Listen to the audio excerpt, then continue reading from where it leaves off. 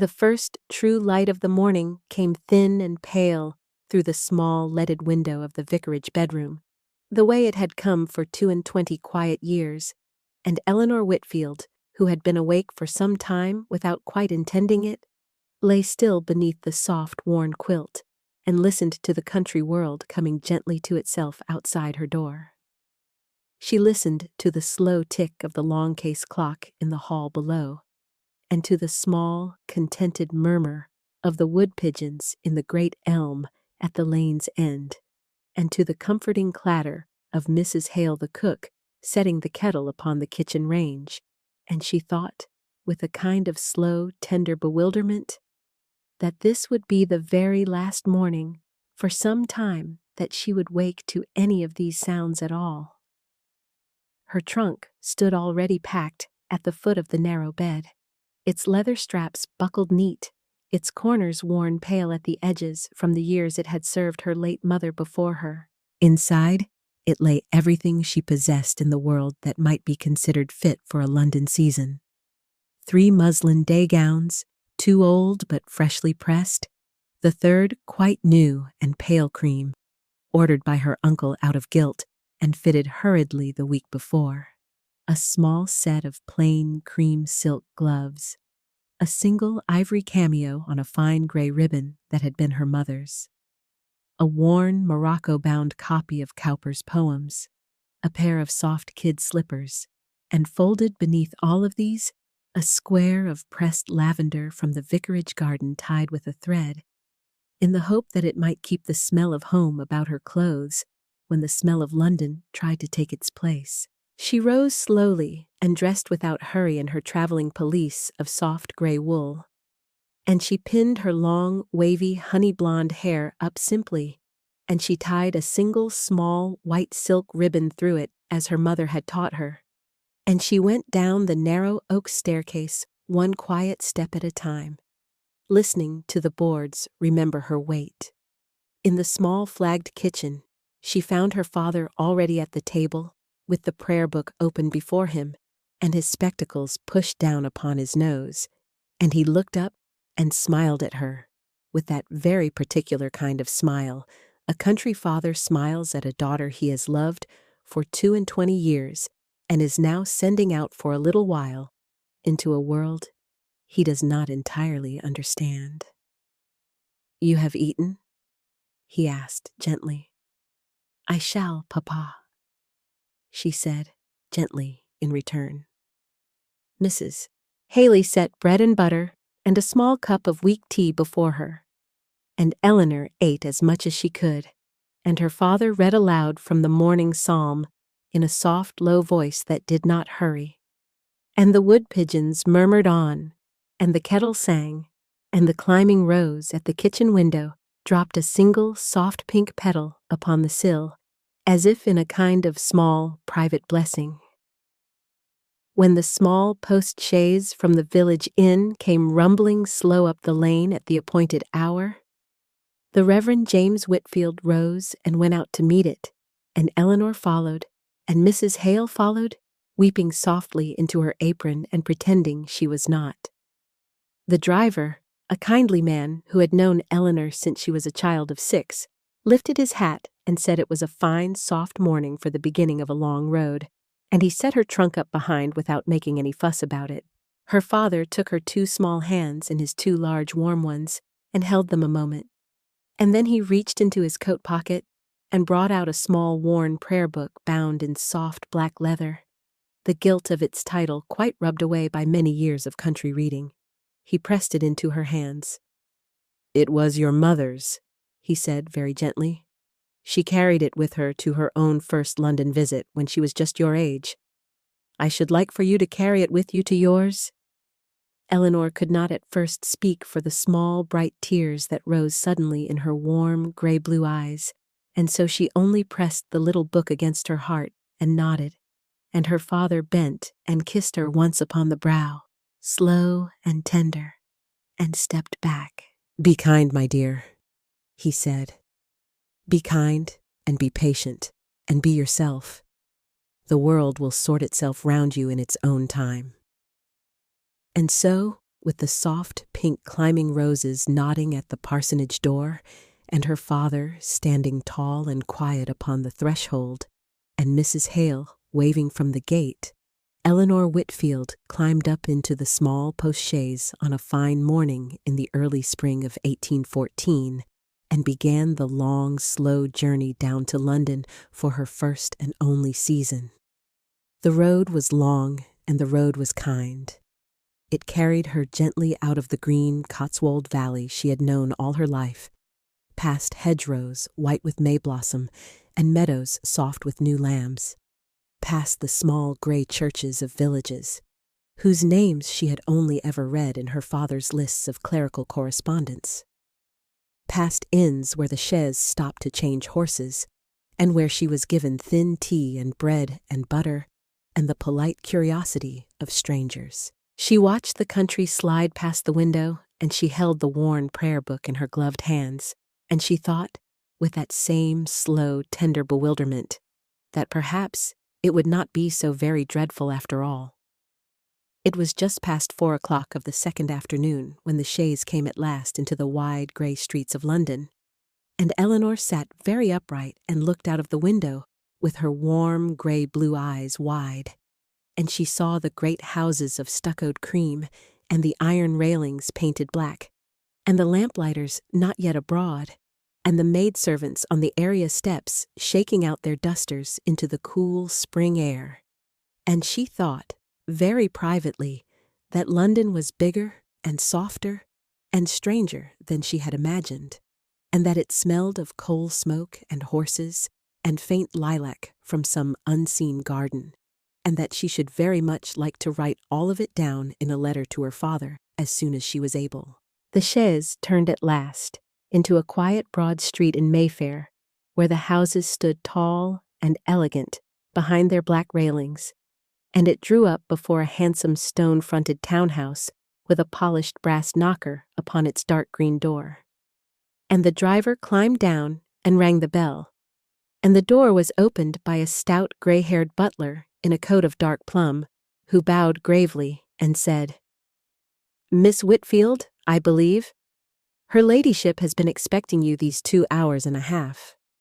Lady Margaret Pembroke, Eleanor's great-aunt by marriage, was a dowager of 67 years with silver hair pinned up neat under a small white lace cap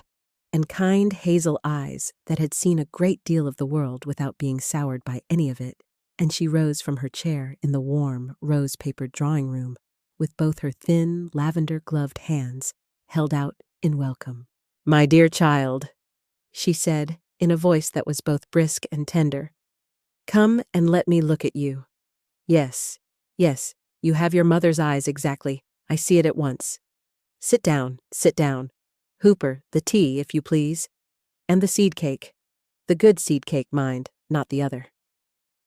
Eleanor, who had braced herself for all the cold formality the world of fashion was reputed to display, found instead a very kind elderly woman in a soft lavender morning gown, who patted the cushion beside her own, and asked first about the journey, and then about the parsonage roses, and then about the Reverend Whitfield's rheumatism, and only at last, and very gently, about the matter of the season at all. "I shall be quite plain with you, my dear," said Lady Margaret, pouring out the tea with a small, steady hand, "for I am too old for any other kind of speaking. Your Uncle Pembroke has paid for one new gown out of what I suspect is a good half-shilling's worth of gilt for never having visited your father these 12 years past, and that one gown will have to do its work 3 times over. We shall not pretend you have a fortune, for you have not.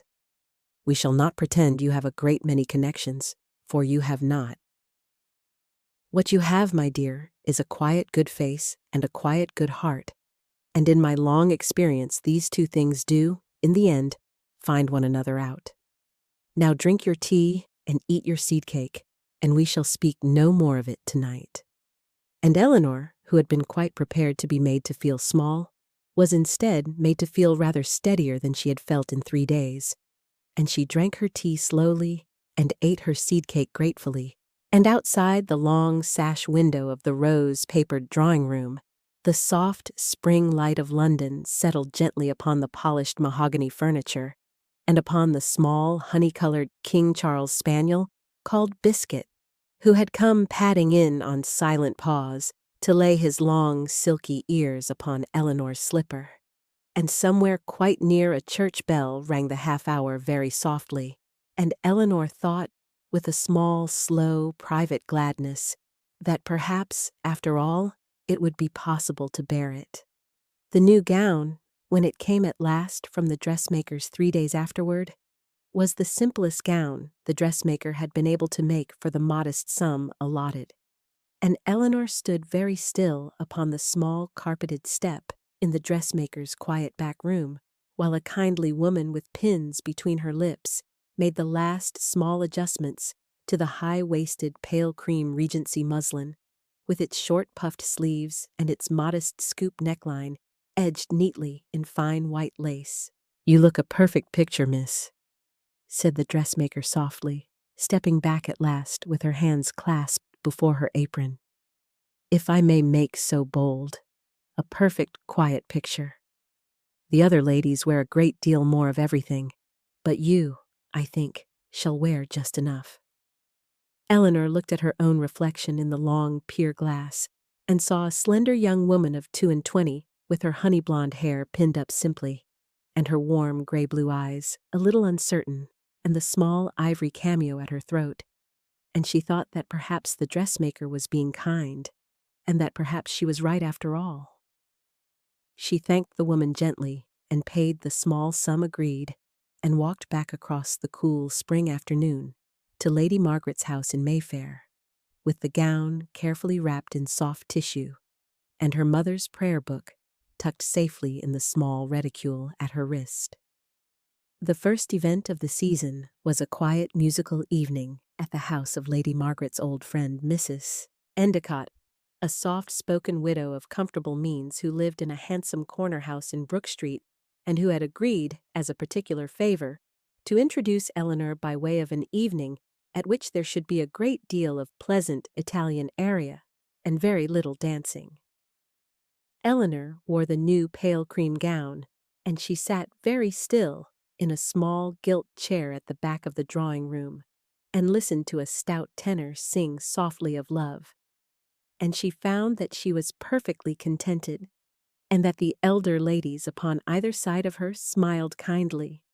and that the evening ended with her hand being warmly pressed by Mrs. Endicott,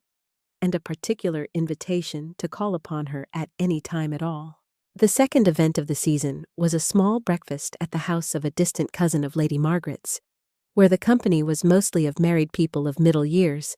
and where Eleanor found herself seated beside a quiet curate who had read Cowper, and who was greatly relieved to find a young lady who had read Cowper also, and they spoke gently for half an hour of the blue flowers in the parsonage gardens of the West Country.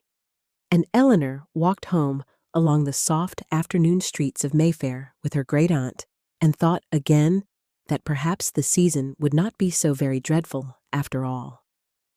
It was at the third event of the season that everything changed. The Marlborough Ball, given each spring by the Duke and Duchess of Marlborough at their great house in Berkeley Square, was the third event of the season because it was always the third, by long habit, by old tradition, by the unspoken understanding of the great families of fashion that the first ball of the spring belonged at Marlborough House, and that it set, in some unspoken way, the temper of all the other balls that should come after it. To be invited to Marlborough was to be in the season. To be left out of Marlborough was to be, quite simply, nowhere. Lady Margaret had secured the invitation by means of a kindly old correspondence with the Duchess herself, and she had presented it to Eleanor across the breakfast table one bright morning with a small, quiet smile. "You are to wear the new gown, my dear," she said, "and you are to take my arm, and you are not to expect anything in particular, and you are to enjoy whatever comes. That is all." Eleanor, who had no expectation of anything in particular at all, only nodded and ate her toast. The carriage was ordered for 9, and at 9 precisely Eleanor came slowly down the broad polished staircase of Lady Margaret's house, in the simple, high-waisted pale cream gown, with its short puffed sleeves and its modest white lace neckline, with her honey blonde hair pinned up with the single small white silk ribbon and the small ivory cameo at her throat, and her plain cream silk gloves smoothed neat to the elbow. And Lady Margaret, looking up from the hall below, drew in a small, slow breath of pleasure. "You look exactly as your mother looked," she said softly, the very evening she came up to her own first ball. "Come, child, let us go and be quiet together." The streets of Mayfair were full of lights and of carriages, and the carriage of Lady Margaret took its slow, patient turn in the long line of carriages waiting at the great door of Marlborough House, and Eleanor sat very still and looked out at the bright-lit windows of the great house, and at the linkmen in their dark coats, and at the soft, warm yellow glow of 100 candles falling out across the paving stones, and she thought, very privately, that whatever else might happen, she should at least always remember the look of those windows, and the sound of the carriage wheels upon the stones, and the soft warm smell of beeswax candles and lilies that came out to meet her as the door of the great hall was opened. They were announced. "The Lady Margaret Pembroke, Miss Whitfield," and they passed up the broad staircase between two long lines of soft, tall, lit candles, and they came at last into the great ballroom, and Eleanor's quiet breath caught a little in her throat at the sight of it. The ballroom of Marlborough House was very long and very high, and the great chandeliers above hung heavy with candles, and the long mirrored wall down one side reflected the candles back and back into a soft gold infinity, and the orchestra was tuning quietly in a far corner upon a small dais, and the polished floor stretched smooth and shining as a quiet lake, and around the edges of it stood already a great many of the loveliest young women of England,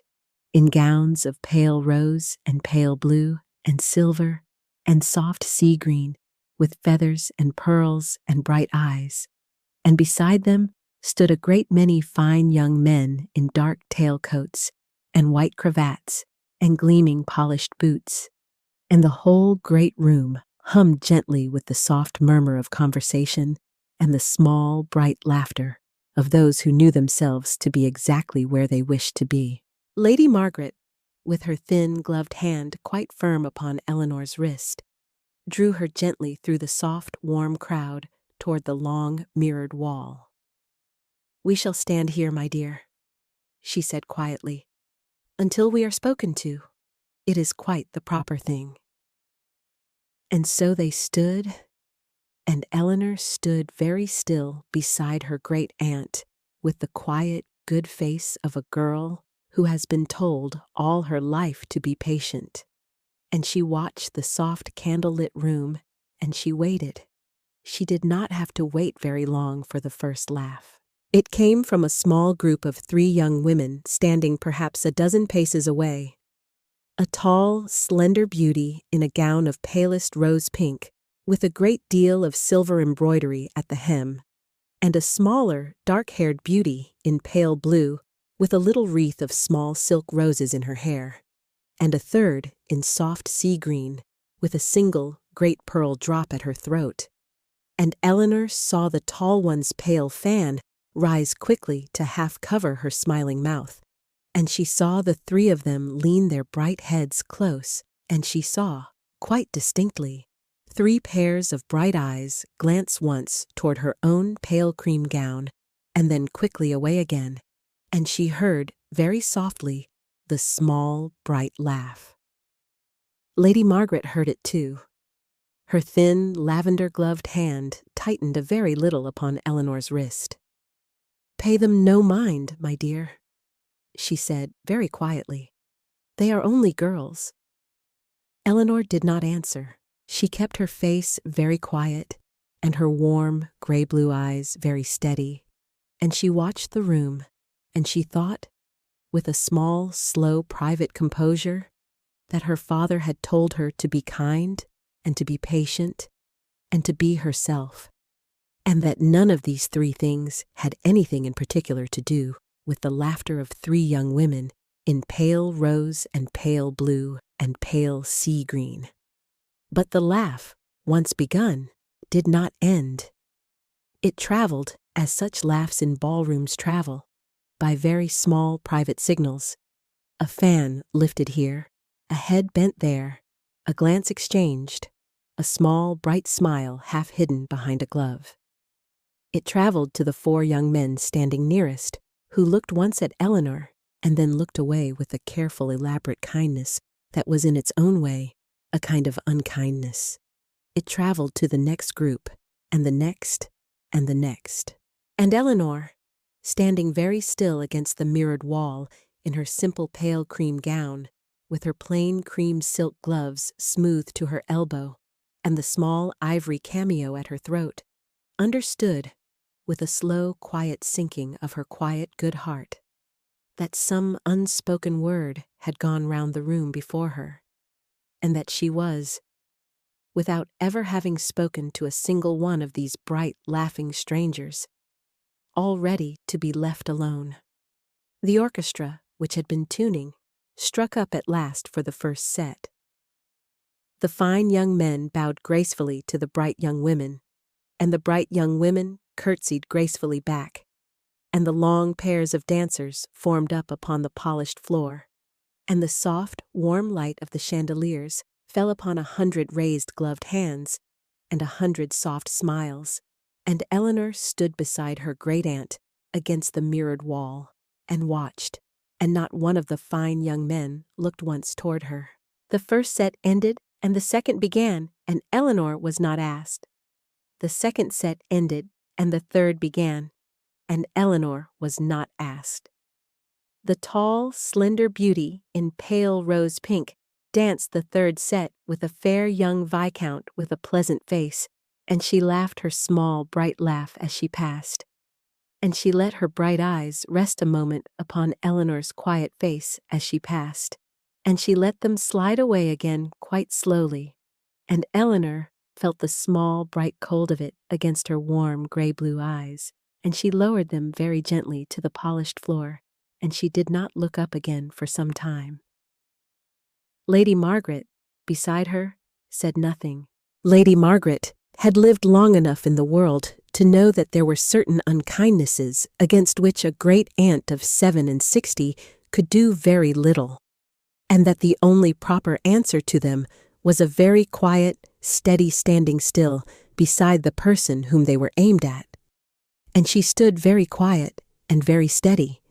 and she kept her thin, lavender-gloved hand soft and warm upon Eleanor's wrist. And she waited. It was at the end of the third set,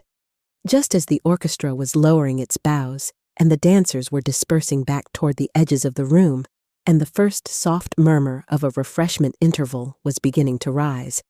that there came, quite suddenly, a small change in the temper of the great room. It was not a loud change. It was the kind of change a long married wife feels in a quiet drawing-room when a single new person has come in at the door behind her without being announced. It was a slow, soft turning of heads, a small, slow stilling of voices, a particular kind of attention that travels through a crowded room without ever quite being spoken aloud. Eleanor, who had been watching the polished floor, looked up. At the great double doors of the ballroom, just inside the threshold, there stood a single tall man in a dark navy tailcoat with gold-embroidered lapels over a cream silk waistcoat, with a white silk cravat tied neatly at his throat, and fawn breeches, and polished black knee-high riding boots, and the thin gold chain of a pocket watch just visible at his waistcoat. He was perhaps 31 years of age. He was perhaps 6 feet and 1 inch in height. His hair was dark brown, neatly trimmed and brushed back from a high forehead. His nose was sharp and aquiline. His jaw was fine and Roman, with neat, short stubble. His eyes were deep gray blue, set in a kind of gentle, quiet kindness that did not belong to the bright, laughing room at all. Eleanor did not know who he was. She felt only, with a small, slow settling of her quiet good heart, that he was a stranger, and that he was tired, and that he had not in any particular way wished to come. Lady Margaret beside her drew in a small, slow breath. "Good gracious," she said softly beneath her own breath. Hardington. Eleanor turned her warm, gray-blue eyes very slightly toward her great-aunt. "Aunt?" she said softly. "The Duke of Hardington," said Lady Margaret, softly still. "He has not danced at any London event in 3 full years, my dear. Not since his younger brother died at the Peninsula in the spring of the year 11. Not one ball, not one rout, not one set. We had not expected him." The Duke of Hardington stood very quiet in the doorway, and he let his deep gray-blue eyes travel slowly down the long candlelit room. And Eleanor saw his eyes pass across the bright young women in pale rose and pale blue and pale sea green, and she saw his eyes pass across the fine young men in dark tailcoats and white cravats, and she saw his eyes come, at the very last, to rest upon her own quiet pale cream gown against the mirrored wall. He stood very still a moment longer, and then, in a way that Eleanor would remember, soft and slow and clear, every single night of every single year, of all the long, quiet years of her life thereafter, the Duke of Hardington stepped forward into the great silent ballroom and began, very quietly, to walk the entire length of it toward her. He did not hurry. He did not look to either side. He walked at the slow, even pace of a man who has decided upon his course, and who has no wish to be hurried out of it by the small, bright opinions of any other person in the room. And as he walked, the great candle-lit room fell, by slow, soft degrees, into a kind of dead silence. The small, bright laughter stopped. The soft murmur of conversation stopped. The light clink of glasses at the refreshment tables stopped. Even the orchestra, which had been preparing to strike up the next set, lowered its bows without quite knowing why. The tall, slender beauty in pale rose pink saw him coming. Her small, bright fan, which had been raised half against her smiling mouth, lowered very slowly to her side. Her small, bright laugh did not come. Her bright eyes followed him as he passed, and her bright eyes were not, at that moment, quite so bright. The smaller, dark-haired beauty in pale blue saw him coming. Her little wreath of small silk roses trembled very slightly upon her dark hair as she turned her head to follow him. The third in soft sea green with the single great pearl drop at her throat saw him coming. Her gloved hand rose, as if of its own accord, to touch the great pearl, and there it stayed, quite still, as he passed her by. He passed them all by. He passed the 4 fine young men who had earlier looked carefully away. He passed the small clusters of older married women who turned to watch him with their bright, sharp eyes wide. He passed the long pier-glass mirrors and the great gilt console tables and the tall lit candelabra upon their slender stands, and he came at last, in the long, soft silence, to the place where Eleanor Whitfield stood very still, in her simple, pale cream gown, beside her great-aunt against the mirrored wall. He stopped before her at exactly the proper distance, neither too close nor too far. He let his deep gray-blue eyes rest a long, quiet moment upon her quiet, good face, and Eleanor, without quite meaning to, lifted her warm, gray-blue eyes to meet his, and she felt, for the first time in all that long, bright, candle-lit evening, that she was being looked at, fully and gently, and without any small private joke at all. And then, with the whole long room watching in dead silence, the Duke of Hardington bowed. He bowed slowly, and he bowed deeply, and he bowed entirely. He bowed in the old grave way that the older men of his father's generation had bowed when they meant a thing seriously. He laid one neatly gloved hand softly across his heart, and he extended the other gracefully toward her, palm a little upturned, fingers gently open, in the proper quiet, courteous invitation of a gentleman to a lady at a ball. And he did not raise his head until he had quite finished bowing. Eleanor, whose quiet good heart was beating very softly against the small ivory cameo at her throat, did not at first know what to do. It was Lady Margaret beside her, who very gently let go of her wrist. It was the Duke himself, who, lifting his head at last, spoke first. "Madam," he said very quietly, in a voice that carried softly through the long silence of the ballroom, only because there was no other sound at all in the room to compete with it. "If you would do me the very great honor, I should be most particularly grateful for the next set." His deep gray-blue eyes did not leave her face. Eleanor, whose father had told her to be kind and to be patient and to be herself, drew in one small, soft breath, and she rose a very little upon her toes in her soft kid slippers,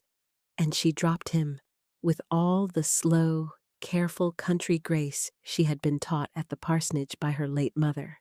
the proper quiet curtsy of a young lady accepting a gentleman's invitation at her first ball. "My lord," she said softly in her quiet country voice, "I should be very glad." He turned then, without hurrying, toward the orchestra in its far corner, and he raised his neatly gloved hand once, with the small, quiet authority of a man who has been answered to all his life, and the leader of the orchestra, who had been watching, lifted his bow at once. "The next set, if you please," said the Duke softly. And the orchestra struck up very gently the slow opening bars of a country dance. He offered her his arm. She laid her plain cream-gloved hand softly upon the dark navy sleeve of his coat. They walked together in the long, soft silence to the head of the floor, and as they went, the great room came very slowly back to itself, and the bright young women in pale rose and pale blue and pale sea green moved very slightly back along the wall to make a small, respectful space, and the fine young men in dark tailcoats lowered their eyes a little, and Lady Margaret, behind, drew out from her small reticule a soft white handkerchief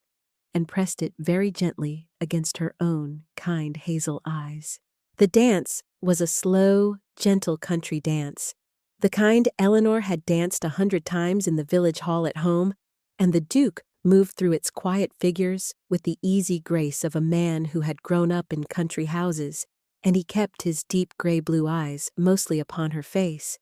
and when their gloved hands touched at the proper turns, his touch was soft and steady and respectful. And Eleanor, who had been quite ready to be entirely overwhelmed, found instead that she could move, and that she could breathe, and that she could even, very slightly, smile. When the dance was ended, he bowed again, slowly, and she curtsied, slowly, and he walked her gently back to her great-aunt by the mirrored wall, and he bowed to Lady Margaret with the same quiet, grave courtesy he had shown to Eleanor, and he said, very quietly, "Madam, I am much obliged to you. With your permission, I shall do myself the honor of calling at Pembroke House tomorrow." "You shall be most welcome, Your Grace," said Lady Margaret, in a voice of soft, steady composure that betrayed almost nothing of the bright, quick joy beneath it. He bowed once more, very lightly, to them both, and he turned, and he walked the long, silent length of the ballroom back the way he had come, and he passed out through the great double doors into the night, and the tall, slender beauty in pale rose pink stared after him with her small, bright fan quite still at her side, and the orchestra, after the smallest of pauses, struck up at last for the next set, and the great candle-lit ballroom of Marlborough House began, slowly, to move, and to murmur, and to breathe again, but not, Eleanor felt, in quite the same way it had moved and murmured and breathed before. Lady Margaret laid her thin, lavender-gloved hand once more upon Eleanor's wrist. "Come, my dear," she said softly. "I think we have had quite enough of Marlborough House for one evening. Let us go quietly home." And they went, quietly, home. The Duke of Hartington called at Pembroke House the next morning at the proper hour of 11, in a plain dark riding coat and pale buckskin breeches, with the same fitted cream silk waistcoat and the thin, gold pocket watch chain at his waistcoat. And he sat in the warm, rose-papered drawing-room and drank a small cup of weak tea and ate a small slice of seed cake and asked Eleanor, very gently, about the parsonage and the climbing roses and Cowper's poems and the small, honey-colored spaniel called Biscuit, who had come padding in to lay his long, silky ears upon the polished toe of the Duke's riding boot. Eleanor, who had been quite prepared to be tongue-tied and miserable, found instead that the Duke of Hartington was, in his quiet, grave way, a great deal easier to speak with than any of the bright young men of the Marlborough ball. And she answered his soft, quiet questions softly and quietly. And she even once made him smile. A small, slow, private smile that began at one corner of his fine Roman mouth and traveled gently upward into his deep gray-blue eyes, by saying of Cowper that she had always thought him too fond of his sofa, but that she could not, in the end, hold it against him. He stayed exactly the proper length of a morning visit, and he rose at exactly the proper moment, and he bowed gravely to Lady Margaret and softly to Eleanor, and he said at the door, "If it should not be considered an imposition, ma'am, I should very much like to call again the day after tomorrow." "It should not be considered an imposition at all, your grace," said Lady Margaret quietly. He bowed once more, and he was gone. He came again the day after tomorrow, and again 3 days afterward, and again upon the following Tuesday. And by the end of the second week of his calling, it was plainly understood, by Lady Margaret and by the stout gray-haired butler, in the dark plum coat, and by the quiet maid-servants of Pembroke House, and by Eleanor herself, and by, in due course, the whole astonished drawing-rooms of Mayfair, that the Duke of Hartington was paying his serious, respectful attentions to the quiet country vicar's daughter from the Cotswolds, whom every debutante of the season had laughed at against the mirrored wall. He did not, however, hurry it. He was too gentle a man, and she was too quiet a young woman, and the matter between them was too tender and too new for any kind of hurrying. They did not speak at first of marriage. They did not speak at first of anything beyond Cowper, and the climbing roses, and the small honey-colored spaniel called Biscuit, and the soft, quiet weather of the London spring, and the slow, slow turning of the wheel of the year. He came, and he sat, and he drank his weak tea, and he ate his seed cake, and he listened more than he spoke. And when at last he did speak, it was of his country house in Hertfordshire, and of the long library there with its tall windows that looked out upon a slope of soft green park, and of a particular very old copy of Herrick's poems that he thought she should very much like to see. It was at the end of the third week, in the quiet of a rose-papered afternoon with the soft spring rain upon the window, and the small honey-colored spaniel asleep at her feet, that the Duke of Hartington said, very softly, with his deep gray-blue eyes upon his cup, "Miss Whitfield, my mother, the Dowager Duchess, has asked whether you and your great-aunt would do us the very great kindness of coming down into Hertfordshire for the month of June. She is grown old and quiet and fond of small parties, and she would, I think, be very glad to know you." Eleanor, whose quiet good heart was again beating very softly against the small ivory cameo at her throat, looked once at her great-aunt, and her great-aunt nodded very slightly, with the smallest of slow smiles, and Eleanor turned her warm gray-blue eyes back to the Duke. "We should be very glad to come, Your Grace," she said softly. He smiled, then his small, slow, private smile. "I am very glad," he said. The journey down into Hertfordshire was made in the first soft week of June, in Lady Margaret's own old comfortable carriage, with the small honey-colored spaniel called Biscuit asleep upon a folded shawl between them, and the country slid past the window in long, soft greens of hedgerow and meadow and orchard, and Eleanor watched it with her warm, gray-blue eyes wide, and her gloved hands folded very still in her lap, and she thought, very privately, that whatever should come of this slow, gentle visit, she should at least always remember the look of those long, soft greens, and the soft, quiet jingle of the harness, and the small, warm weight of the spaniel against her ankle. The Duke met them at the bottom of his long lime-tree avenue upon a quiet bay horse, and he rode beside the carriage at the slow, easy pace of the carriage horses, and Eleanor saw, through the window, that he wore his fitted dark navy tailcoat with the gold-embroidered lapels, and his pale buckskin breeches, and his polished black knee-high riding boots, and that he sat his horse with the easy grace of a man who has ridden since he was a very small child, and that his deep gray-blue eyes were soft and gentle and quietly glad. And the carriage drew up at last before a great mellow stone house of 3 stories with tall mullioned windows and a small flight of broad shallow steps, and the Dowager Duchess herself came out to meet them upon the steps. A small, slight woman of 70 years, in a quiet gray morning gown, with kind gray-blue eyes, very like her son's. And she took both Eleanor's hands in both her own thin, warm ones, and said very softly, "My dear, I have been hoping for you. Come in, come in. Tea is laid in the long library." The long library at Hartington Park was the loveliest room Eleanor had ever entered in all her 22 quiet years. It was very long and very tall, and 3 of its walls were lined to the ceiling with books in soft worn leather of brown and red and faded green, and the 4th wall was made almost entirely of tall mullioned windows that looked out upon a long, soft slope of green park, down to a small, bright river with a stone bridge upon it, and a soft, amber afternoon sun lay across the polished oak floor in long, slow bars, and a small fire of apple wood burned gently in the wide stone fireplace at one end,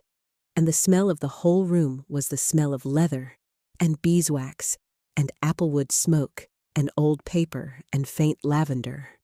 And Eleanor stood very still upon the threshold a moment, and drew in one small, slow breath of pure, quiet happiness. "You like it," said the Duke, very softly, beside her.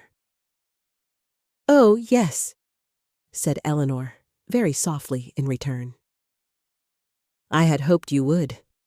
he said. They took their tea slowly at a small round table by one of the tall windows, and the Dowager Duchess, who had liked Eleanor at the first touch of her hand, asked her gently about the parsonage, and about Cowper, and about the climbing roses, and Lady Margaret, beside her, spoke with the quiet ease of an old friendship long resumed, and the Duke of Hartington sat quiet at the table and let the 3 of them speak, and his deep gray-blue eyes rested gently and often upon Eleanor's quiet good face, and the small honey-colored spaniel called Biscuit lay asleep upon the polished oak floor, with his long, silky ears spread soft about him, and the soft amber sun moved slowly down the long bars of the floor, and the small fire of applewood crackled gently in the wide stone fireplace. And Eleanor, who had never in all her quiet life been so quietly happy, drank her tea slowly and ate her thin slice of buttered bread slowly, and tried, very privately, to remember every small, soft thing about it. The 6 weeks that followed were the slowest and gentlest weeks of all Eleanor Whitfield's quiet life. She rose each morning in the soft, pale rose bedroom that had been given to her, with its tall mullioned window looking down upon a small walled rose garden. And she dressed in one of her 3 plain muslin gowns, and she came down the broad, shallow oak staircase to the small breakfast room, where the Dowager Duchess was already at her tea, and the Duke at his coffee, and Lady Margaret at her toast. And she ate her breakfast quietly and gratefully. And she walked out afterward into the soft summer mornings of the Hertfordshire Park, with the Duke of Hartington at her side, and the small honey-colored spaniel at her heels. They walked in the lime tree avenue in the soft cool of the morning, and they walked along the small bright river in the warm heart of the day, and they walked up the long soft slope of the Green Park to the small flint-stone summer house at the top of the rise in the slow gold of the late afternoon, and they spoke, by slow, quiet degrees, of all the small things that 2 quiet people speak of when they are slowly and gently coming to know one another. He told her, one warm morning beside the river, with his deep gray-blue eyes upon the slow brown water, of his younger brother who had died at the peninsula in the spring of the year 11, and of how he had not danced at any London event in the 3 full years since, and of how he had not, until the night of the Marlborough ball, expected ever to dance again at all. "And then?" said Eleanor very softly, with her warm, gray-blue eyes upon his quiet face. "And then," said the Duke very softly in return, "I came in late at the door of the great ballroom, and I saw a quiet young woman in a simple pale cream gown standing alone against the mirrored wall, while the other young women in pale rose and pale blue and pale sea green laughed at her behind their bright fans. And I thought, in a way I had not thought of anything in 3 full years, that I should very much like, after all, to dance again. With her. Only with her." Eleanor said nothing for a long, quiet moment. She only watched the slow brown water of the small, bright river, and she felt the soft, warm summer wind move her honey-blonde hair very gently against her cheek, and she felt her quiet good heart beating very softly against the small ivory cameo at her throat. And at last she said very softly, "I am very glad you came in late, Your Grace." "So am I," said the Duke of Hartington very softly. "So am I." They read together in the long, quiet afternoons, in the long, sunlit library. He brought down for her, from a high shelf, the very old copy of Herrick's poems he had spoken of in London, and she read aloud to him in her quiet country voice the soft, small poems about gathering rosebuds and country gardens and quiet loves, and he sat very still in the deep leather armchair across from her, with his long fingers laced gently together, and his deep gray-blue eyes upon her quiet good face, and the small honey-colored spaniel slept at their feet upon the polished oak floor in the long bar of the warm afternoon sun, and the soft amber light moved slowly across the spines of the soft worn leather books, and outside the tall mullioned window the swallows wheeled softly above the long soft slope of the Green Park, and Eleanor thought, very privately, that if heaven were anything at all, then heaven, very probably, was a long, sunlit library with a quiet, kind man across from her, and a small, honey-colored spaniel asleep at her feet, and a soft, worn copy of Herrick's poems open upon her lap. They breakfasted, in those 6 weeks, at a small round table in the small breakfast room, with the long sash window open upon the small walled rose garden, and the soft summer wind moved the white muslin curtain very gently, and the Dowager Duchess presided softly at the silver teapot, and Lady Margaret presided softly at the rack of toast, and the Duke of Hartington, very gravely, presided over nothing at all but the small private contentment of looking, without too much obviousness, at Eleanor across the table, and Eleanor, very gravely in return, presided over the small private contentment of pretending not to notice that he did. They breakfasted slowly, on bread and butter and weak tea and soft-boiled eggs and small thin slices of country ham, and they spoke gently of small country things, of the rose cuttings the head gardener was preparing for the south wall, of the new bell rope at the village church, of the small bright wren that had built her nest in the ivy by the porch, and they did not ever, in those slow, gentle 6 weeks, speak of London, or of Marlborough House, or of 3 young women in pale rose and pale blue and pale sea green at all. It was on a soft, warm evening at the end of the 5th week, in the long gold of the late summer sunset, with the soft summer wind moving the lime leaves very gently above the lime tree avenue, that the Duke of Hartington at last said the thing that by then neither of them had needed in any particular hurry to say. They had walked together down the lime tree avenue from the small flintstone summer house at the top of the rise, and the small honey-colored spaniel had run on ahead of them with his long silky ears flying, and the long gold sunset lay soft across the green park behind them, and they had stopped, by some quiet unspoken agreement, at the small stone bench beneath the 7th lime tree from the house, and they had sat down upon it, and the Duke of Hartington had taken Eleanor's plain, cream-gloved hand very gently into his own neatly gloved hand, and he had held it a moment, and he had said very softly, with his deep gray-blue eyes upon her quiet, good face, "Miss Whitfield, Eleanor, I do not, I think, need to tell you what I have come to feel for you in these gentle weeks. I think that you must already know, but I should very much like, with your kind permission, to tell you nevertheless. I love you. I have loved you, I think, since the night of the Marlborough ball, when you stood very quiet against the mirrored wall in a simple pale cream gown, and let the bright laughter pass over you, without ever once losing the quiet good steadiness of your face.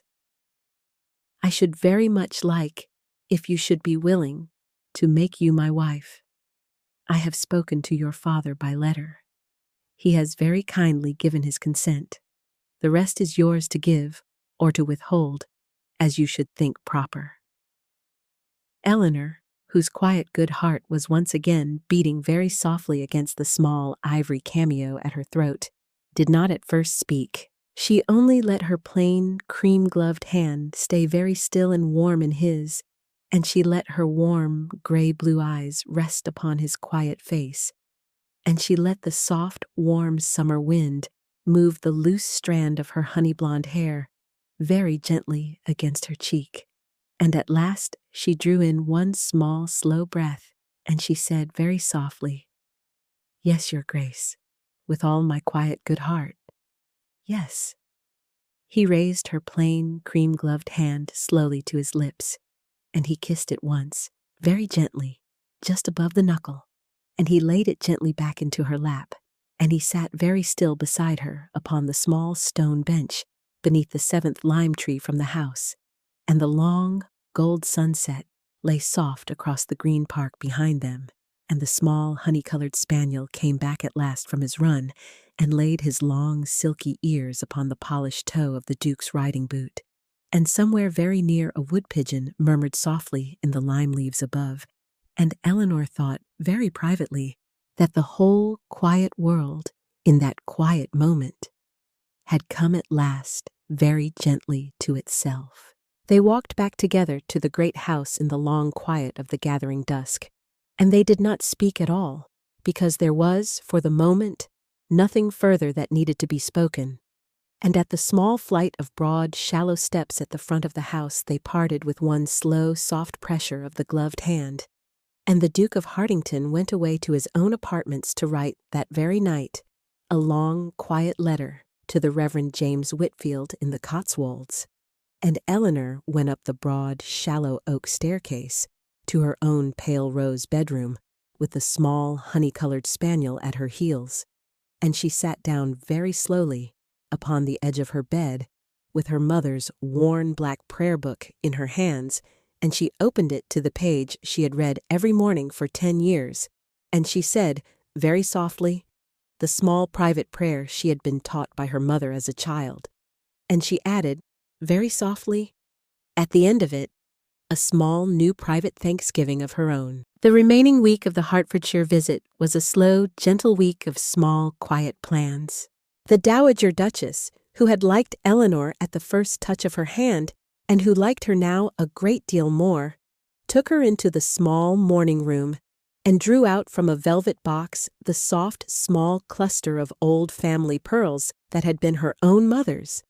and she set them very gently upon the table between them, and said, "These are not for the wedding, my dear,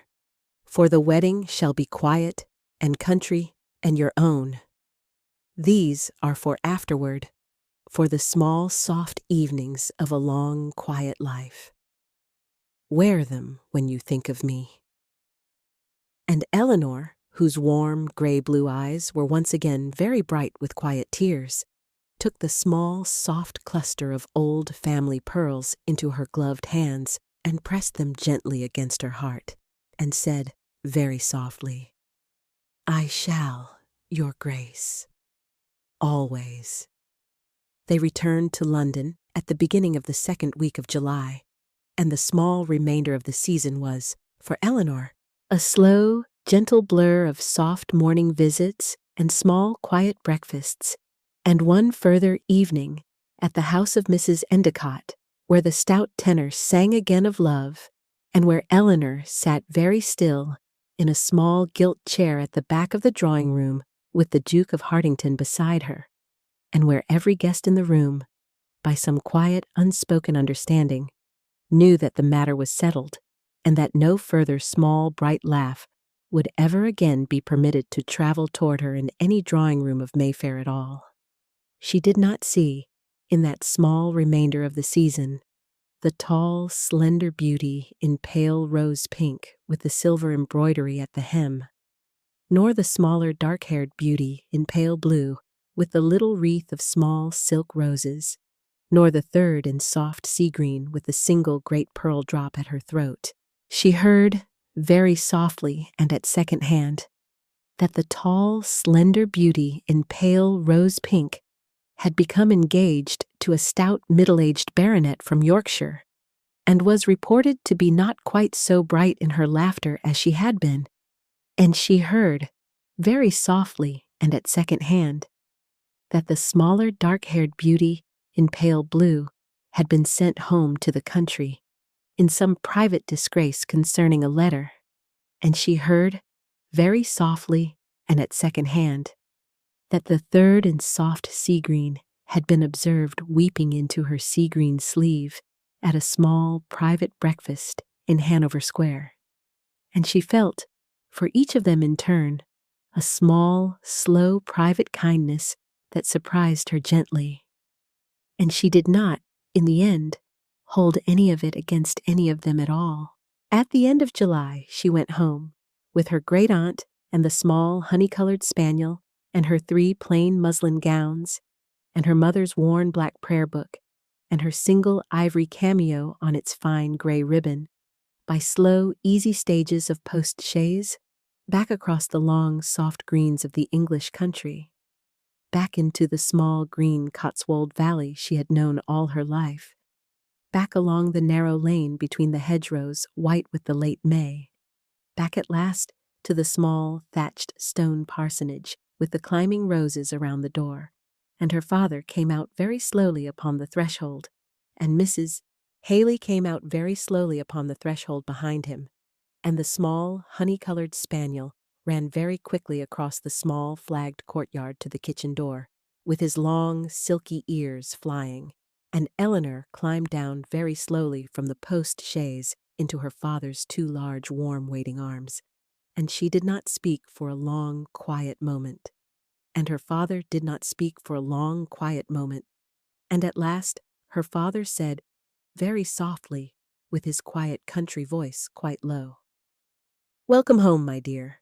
The world has, I think, sorted itself round you in its own time." The autumn was a slow, gentle autumn of soft country mornings, and soft country afternoons, in which the Duke of Hartington came down from Hertfordshire at every opportunity that the slow turning of the agricultural year permitted, and stayed a few quiet days at the small inn of the village, and walked with Eleanor in the green Cotswold lanes in the soft cool of the October mornings, and sat with her at her father's quiet table in the evenings beside the small fire of applewood in the parsonage parlor, and read aloud, by candlelight, from the small, well-thumbed copies of Cowper and Herrick that the Reverend Whitfield kept upon the small shelf above the fire, and ate slowly the small, thin slices of country ham and the small, soft slices of seed cake that Mrs. Hale pressed upon him with a quiet country pride, and went away again, each time, with the small, slow, private smile that began at one corner of his fine Roman mouth and traveled gently upward into his deep gray-blue eyes, and that meant, more and more plainly, with each quiet visit, that he was slowly and gently coming home. The winter was a slow, gentle winter of soft snowfall upon the Cotswold hedgerows, and of long, quiet, candle-lit evenings beside the small fire of applewood in the parsonage parlor, and of long, slow letters between Hertfordshire and the Cotswolds, in the Duke's neat, upright hand, and in Eleanor's quiet, sloping country hand, and of small, quiet plans for the small, quiet country wedding that should come, by slow agreement of both families, in the very first soft week of the spring. The spring came at last, soft and slow and gentle, in the very first week of April of the year 15. With the May blossom white again upon the Cotswold hedgerows, and the daffodils bright in the long grass of the parsonage garden, and the climbing roses around the parsonage door beginning, very softly, to put out their first new soft pale pink leaves, and on the morning of the wedding, the soft pale spring sun rose very gently over the small green Cotswold valley, and the small village stone chapel at the end of the lane was covered by some particular soft kindness of the season, in a great quiet drift of new spring blossom, soft and pale and slow. The wedding was a quiet country wedding. There was no London party. There was no great announcement in the morning papers. There was no carriage of state. There was the Reverend James Whitfield in his soft worn cassock to give his only daughter away, and the Duke of Hartington in his fitted dark navy tailcoat with the gold-embroidered lapels, and his cream silk waistcoat, and his white silk cravat tied neatly, and his polished black knee-high riding boots, and the thin gold pocket-watch chain at his waistcoat to receive her, and the Dowager Duchess in a quiet pale gray gown with the small soft cluster of old family pearls at her throat to look gently on, and Lady Margaret in soft lavender to weep gently into a soft white handkerchief, and Mrs. Haley in her best black bombazine to weep less gently into a less white handkerchief, and the small honey-colored spaniel called Biscuit, brushed to a high gloss by a small village boy hired for the occasion, to sit very quietly in the front pew with his long, silky ears spread soft about him, and the small village congregation in their best country bonnets and their best country coats, and the soft, warm spring sun coming gently in through the small, old leaded windows, and the soft, small bell of the chapel ringing very gently above their heads. There was, very particularly, no invitation extended to the tall, slender beauty in pale rose pink with the silver embroidery at the hem, nor to the smaller dark-haired beauty in pale blue with the little wreath of small silk roses, nor to the third in soft sea green with the single great pearl drop at her throat. The Dowager Duchess, who had taken charge of the very small guest list at the soft request of Eleanor,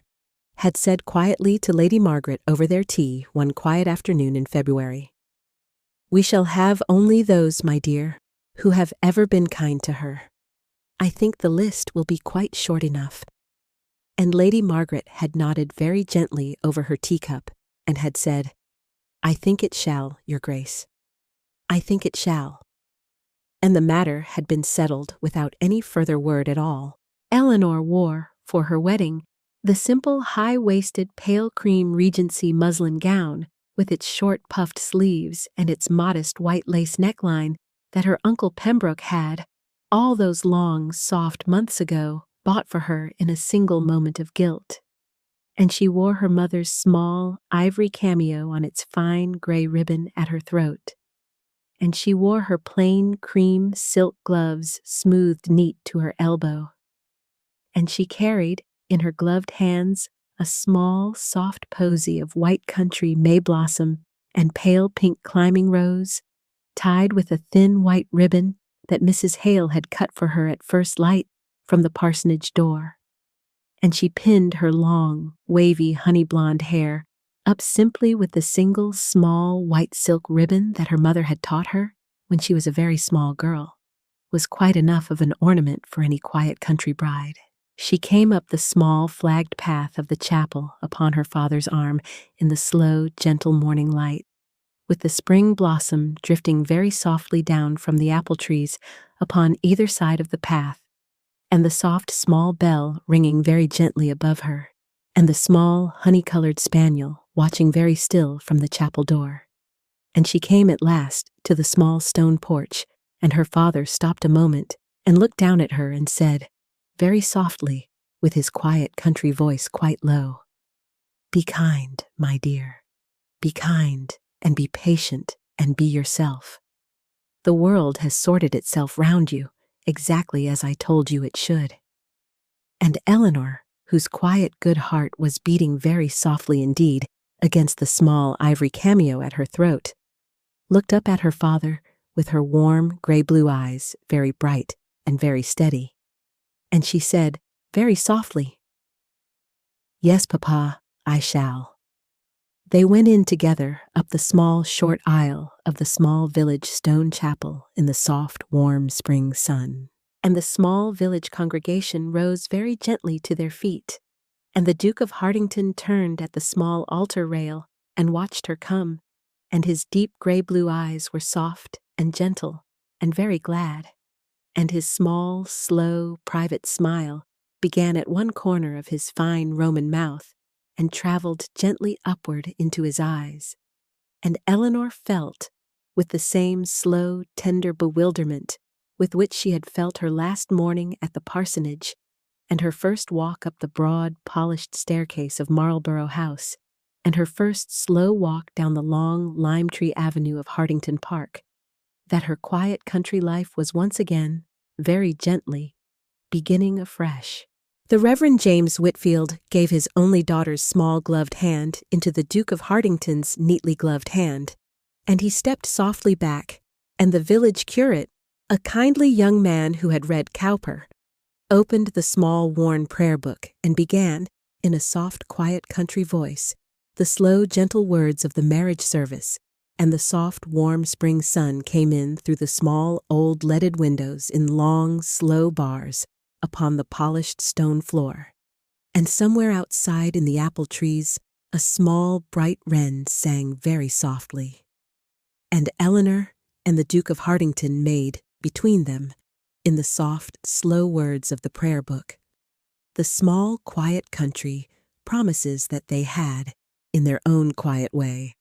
already long since made to one another. When at last the curate said the small, old, soft words that joined them, and when at last the Duke of Hartington bent his tall, lean, upright frame very slowly and kissed Eleanor very gently and very chastely upon the brow, and when at last the soft, small bell of the chapel rang out a little louder above their heads, and when at last they turned together and walked, slowly and gently and entirely, back down the small, short aisle into the soft, warm spring sun of the chapel porch, with the soft drift of pale spring blossom falling once more upon them from the apple trees at the door,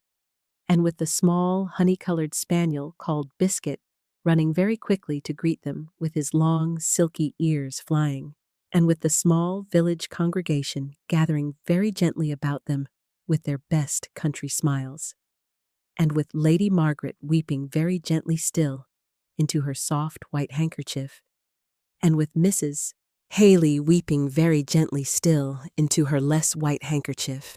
and with the Dowager Duchess holding very still and very quiet upon the chapel step, with the small, soft cluster of old family pearls at her throat, and a single, small, bright tear upon her own quiet cheek, and with the Reverend James Whitfield standing tall and quiet upon the threshold of his own small village chapel, with his soft, worn prayer book held very gently against his heart. Then Eleanor Whitfield, who had been laughed at in pale rose and pale blue and pale sea green by every reigning debutante of the season of 14, became, very quietly and very gently and very entirely, the Duchess of Hartington. They walked together, the Duke and his quiet new Duchess, very slowly down the small flagged path of the small village stone chapel in the soft, warm spring sun, with the small, honey-colored spaniel running on before them, with his long, silky ears flying, and with the small drift of pale spring blossom falling very softly about them from the apple trees at the path, and with the soft, small bell of the chapel ringing gently above them, and with the whole quiet, small green Cotswold Valley lying very still and very gentle about them in the slow gold of the spring morning, and Eleanor laid her plain cream-gloved hand very softly upon the dark navy sleeve of the Duke's coat, and she lifted her warm, gray-blue eyes very softly to his quiet face, and she said, very softly, in her quiet country voice, "I am very glad you came in late, Your Grace." And the Duke of Hartington, looking very gently down upon his quiet new Duchess, with his deep gray-blue eyes set in the same gentle quiet kindness he had brought 3 full years late into the great candlelit ballroom of Marlborough House, said very softly in return, "So am I, my love, so am I." And the soft small bell of the small village stone chapel rang very gently once more above their heads, and the soft pale spring blossom drifted very softly down about their shoulders, and the small honey-colored spaniel called Biscuit ran very happily on before them with his long silky ears flying,